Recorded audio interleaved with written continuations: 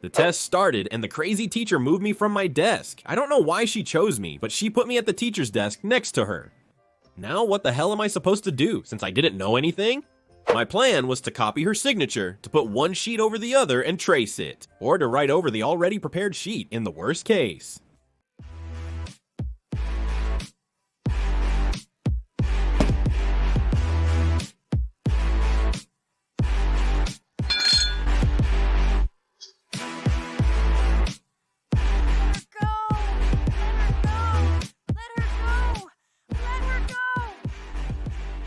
Hey, hi, I'm Gigi. Man, school is really long. 8 years of middle school, 4 years of high school, 4-5 years of college if you go. Then there's the master's, the PhD, but fewer people make it that far. Most people stop after high school. 12 years, man. 12 years just to finish school and get a job at the first mall or hypermarket as a cashier or driver or warehouse worker, a fancier word for movers, basically a plantation slave. Our math teacher in high school always told us, if you don't study to pass the baccalaureate, the girls will end up as cashiers, and the boys will end up on construction sites carrying heavy loads. Man, he was mostly right, but he forgot to tell us that even if we pass, most of us still end up there. Or maybe he was talking about Albeck, the one that takes you across the sea. Who knows? He was weird anyway. Yeah, man, you study for 12 years, and if you're lucky, you know how to calculate in your head the change the lady at the corner store has to give you. To read posts on Insta and Facebook, since most people don't read books anymore, and that's about it. Maybe you'll remember a poem or two, a math theorem, a mountain, a river, you know, essential things for adult life. Hey man, how do I get this bar off? Use Pythagoras' theorem, Gigi. I tried, but it's not a right angle. Should I try with Ion's characterization? No, better use Vittoria Lipin's. In real life, you need practical knowledge. Practice, like how to manage money, because that's what runs our lives these days. How to negotiate, how not to get scammed, how to give first aid, maybe even how to cross the street. A few hours of traffic law wouldn't be bad, even for pedestrians. If you don't know that you stop at red and go at green, man, just go live in the forest.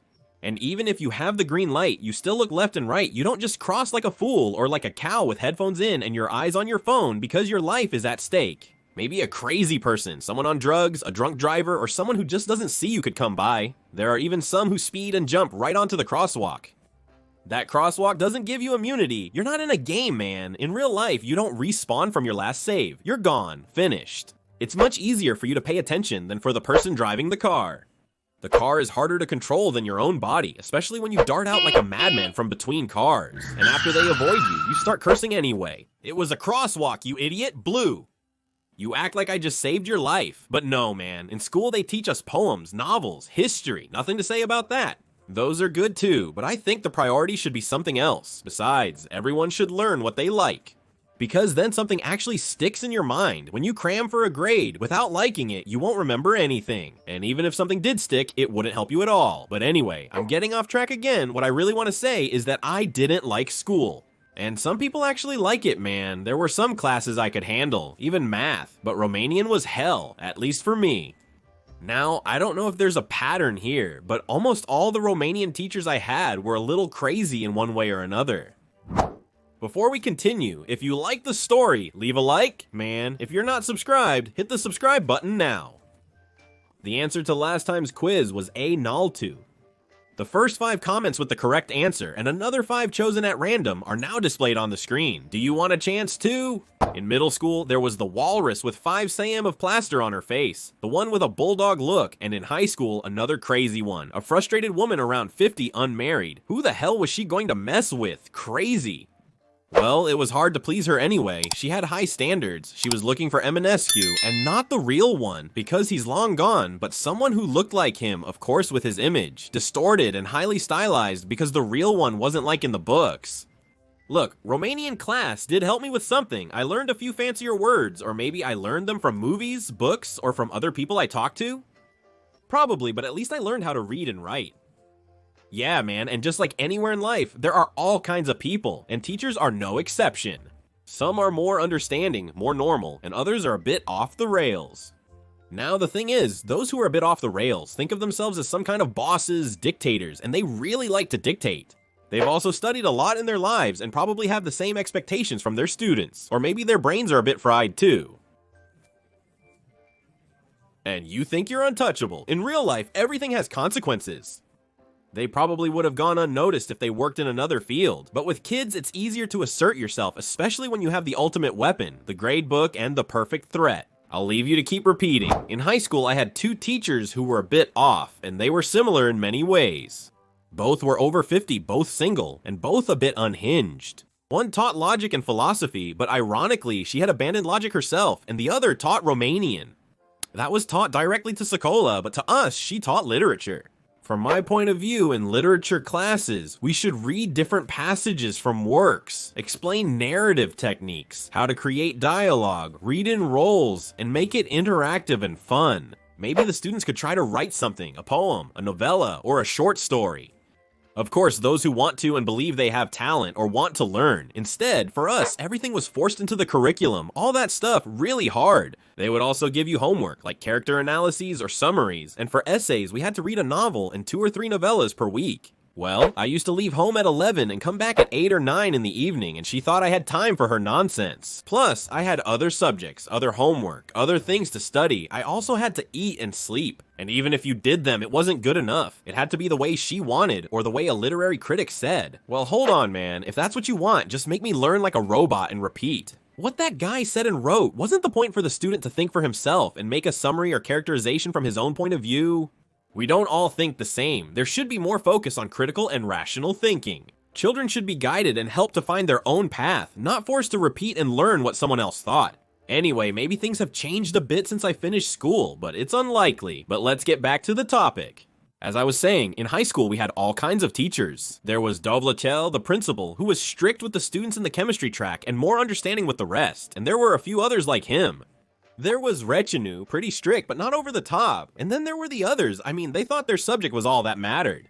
The obsessed ones, the crazy ones. And here, the Romanian teacher was above them all. Homework after homework, novels, and short stories to read every week.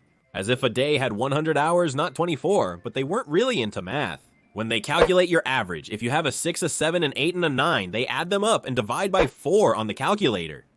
But they know all of Eminescu's poems, man. 9th grade was easier. We had a different Romanian teacher. Honestly, I don't even remember her anymore. She was a normal teacher. Nothing stood out about her. But starting from 10th grade, we got another one, Eminesca, as Tolisso used to call her. I didn't really go to class with Gaina. I had only been to the first 2 classes, and already about 2 weeks had passed. We had about 6 classes a week. In 12th grade, we even had 7, including the optional class.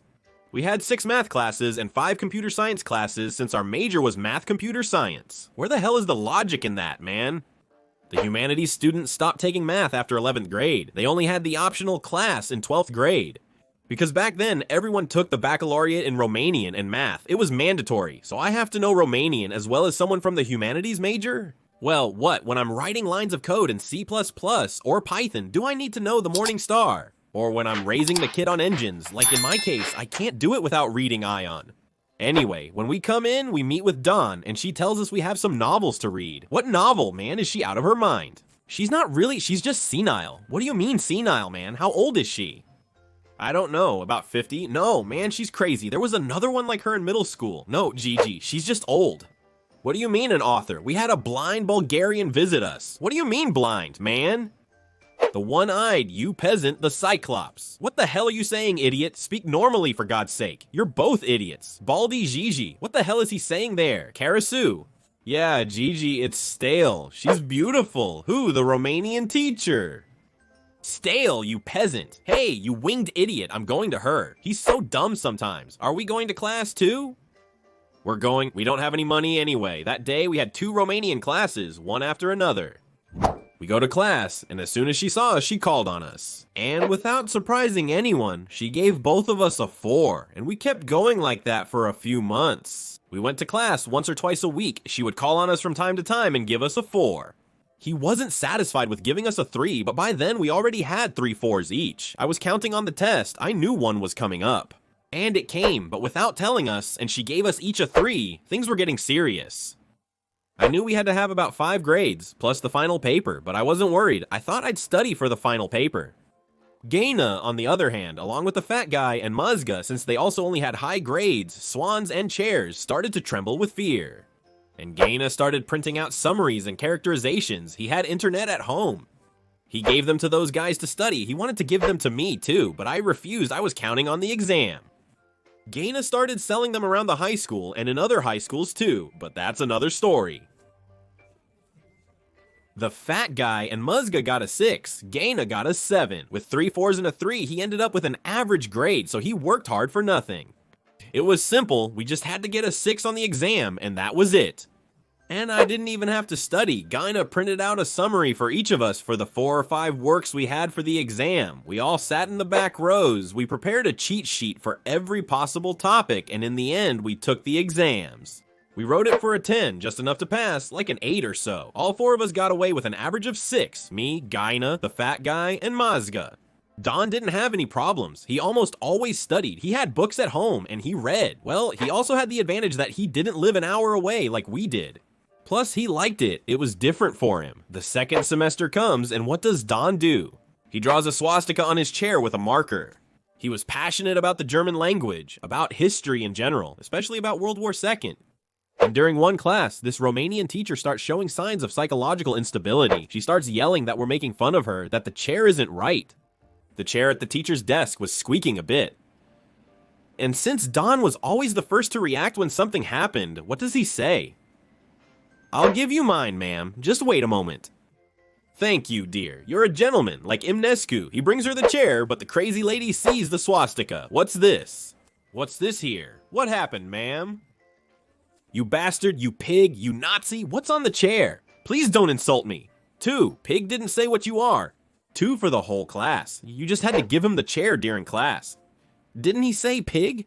He got what he deserved. He took the chair, Nate gave him his own. He gave all of us a 2 in the grade book, and that was that.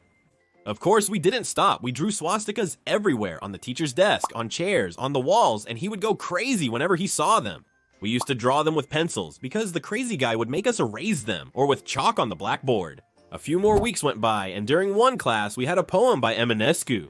She listened to us, but since we had a 6 in the first semester, we didn't really care about grades anymore, so we were happy with a 4. And I don't know how it came up, but after praising him for half an hour, she told us that his brain weighed 4 or 5 kilos, much heavier than normal. He was the most intelligent man. He also had a spark, ma'am. What? Who spoke? The whole class was giggling. Who spoke? I'll give you all a 2. It was me, ma'am. I said he had syphilis. How dare you, you insolent boy. I read somewhere he was with a prostitute. That's why he died. Lies, lies, you pig, you bastard. You get a 1 today, man. And he failed Mazza. He has to retake the exam in the fall. The rest outperformed him. He passed in the end, too, but he had a hard time with the crazy woman. 11th grade was coming, and she was even further down the road to madness, towards maniacal hysteria. Now, besides giving you a 4, she would also insult you, call you names. Given how rarely we showed up to her class and the grades we got, we'd get off easy with a 4. It was worse for those who were always present. Whenever they made a mistake, Eminescu would penalize them. Then the exam came, and I was just as clueless, barely knowing a lesson or two, hoping for a 5 or 6 at best. Now I knew she would assign us by numbers. We had to study 2 novels. One number would get one novel, the other number would get the other. Now she had caught on to this, she wasn't stupid, and now she was moving us from our desks. The problem was that I had talked to Gaina beforehand. I had prepared one novel, he had the other. At the end, we just had to sign our names on the right one and hand in the papers. But since she had moved us from our desks, we each ended up with what we had written at home. We couldn't swap them anymore, just in case. Gaina was lucky, he got number 1, which was what he had written on his paper. I also got number 1, but I had the other novel. I sat and thought about it and decided to give it like that. At least she'll see that I learned something. I couldn't even change the number because she checked them before you handed them in. What did you write here? This is the one I learned. I thought I'd write something too. Alright, just so you know, I'm taking off 2 points. Thank you, ma'am. It was fine. I got a 6 and managed to keep an average of 5, but I should have paid attention in the second semester. The second semester comes, and I'm the same, with a grade of 4. She kept on with the insults. Don started skipping classes so he wouldn't curse at her. The exam was approaching, my last chance, but I had heard from other classes that now she signs the papers, so you can't change them. It was too late to study, I didn't have time, not even after I found out from her that she signs with a red pen. So what did I do? I took a red pen with me. The exam started and the crazy woman moved me from my desk. I don't know why she picked me, but she put me at the teacher's desk right next to her. Now what the hell was I supposed to do since I didn't know anything? My plan was to copy her signature, to put one paper over the other and trace it, or to write over the already prepared paper in the worst case. It was more dangerous like that because she was watching us. It was easier to just put the signature. Well, I kept this plan to myself. I didn't trust the chicken, but now I was at the teacher's desk right next to her. Copying from the sheet was impossible. It was tucked inside the notebook. And with nothing else to do, I started writing all sorts of nonsense on the paper, whatever came to my mind, just so she'd see I was writing something. When there were about 5 minutes left, she went to collect the papers. I gathered my courage, took the sheet out of the notebook, put it on top, and copied the signature. It was all or nothing. If she turned around, I was screwed. Luckily for me, she didn't turn around. I crumpled up the other sheet, the one she had only written nonsense on, and stuffed it in my pocket. Now I was just hoping she wouldn't notice. If she brought us the papers, surprise, man. Gigi, grade 9. Where did you copy from? I didn't copy. I was right in front of the teacher's desk. Yes, that's true. How could an idiot like you get a 9, man? I didn't say anything, I just kept quiet. How on earth did you get a 9, Gigi? I studied, man. When, man? You're as clueless as I am. I copied his signature. Are you crazy? When? At the end, when he collected the papers. I had no choice. I took a risk. Chicken, Scribbler, Fatty, they got 6 or 7 too. They copied as much as they could. But even though we all had enough grades, the teacher still kept calling on us from time to time. And one class, she comes in grumpier than usual. She calls on Fatty, asks him something, and he says he doesn't know. But you know how to eat. Don't you see how fat you are? What am I eating with your money? See how he talks. That's your conduct grade. I'm scared. My legs are shaking. And Fatty, don't you see his face? What did you say, man? Nothing, ma'am. I was telling him about Eminescu, that he had syphilis. That's all it took for you to burst out like that.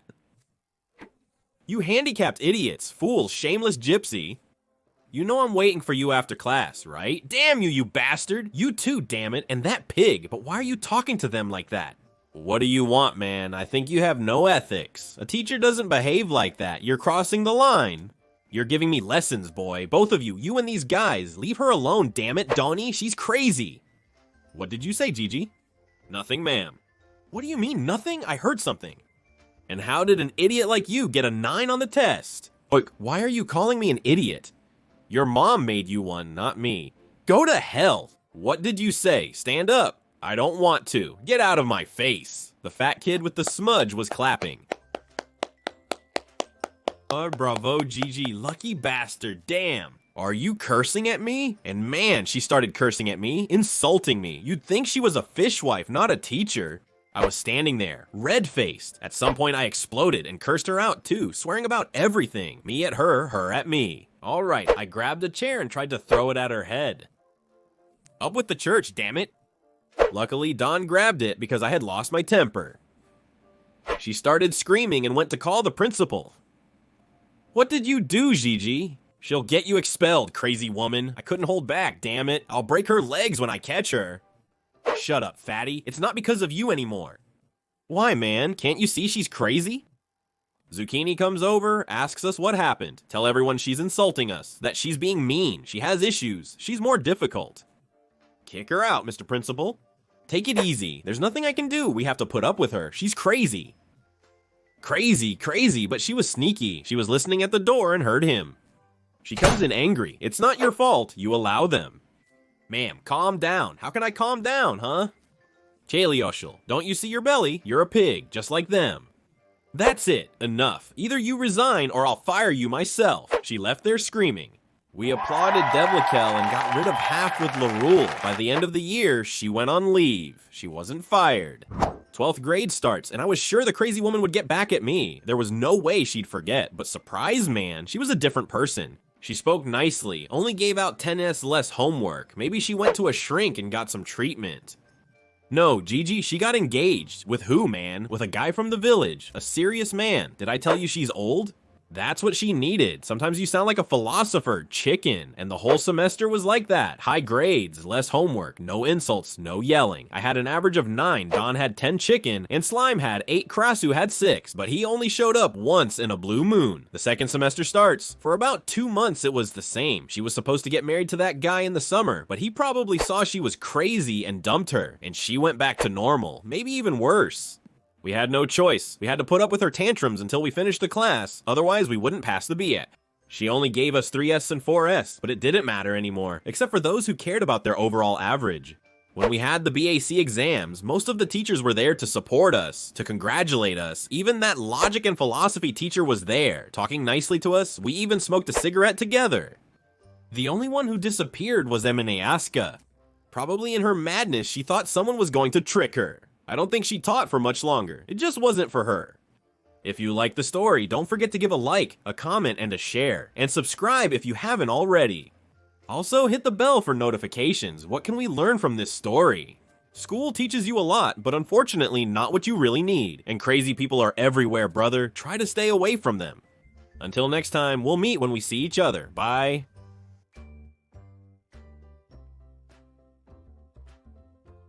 Thank you for watching.